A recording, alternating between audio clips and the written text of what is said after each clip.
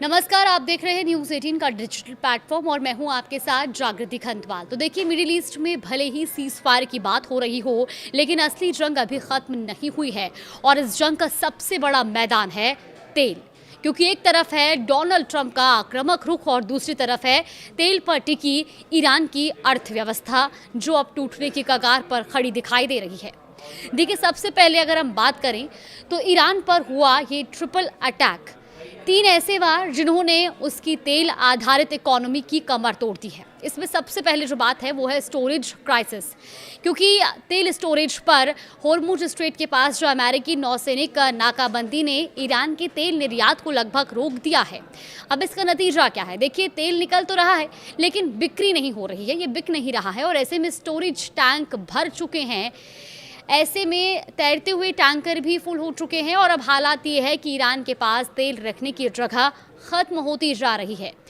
विशेषज्ञों का कहना ये साफ है कि अगर यही हाल रहा तो ईरान को अपने तेल कुओं को बंद करना पड़ सकता है और एक बार कुएं बंद हुए तो लॉन्ग टर्म प्रोडक्शन को भारी नुकसान होगा।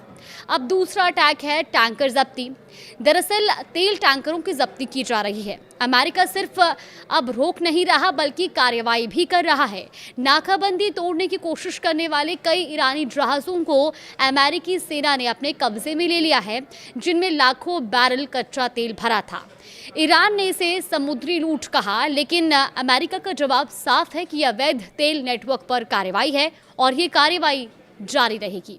अब तीसरा अटैक है खत्म होता रिजर्व। दरअसल ये सबसे खतरनाक वार है, क्योंकि जो तेल रिजर्व है वो खत्म होता जा रहा है।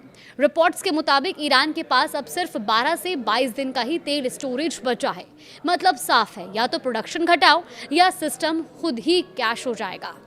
डेटा बताता है कि अगर 1 से 13 अप्रैल की बात करें तो करीब 2.1 मिलियन बैरल प्रतिदिन लोडिंग, वहीं 14 से 23 अप्रैल तक ये गिरकर सिर्फ 5,67,000 बैरल प्रतिदिन पर पहुंच चुकी है। यानी गिरावट बेहद तेज और चिंताजनक है। अब इसका संभावित असर क्या है?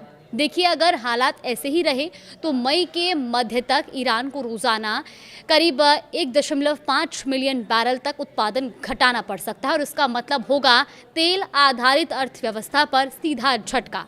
अमेरिकी चेतावनी ये है कि अमेरिका की ओर से ये साफ संदेश दिया जा चुका है।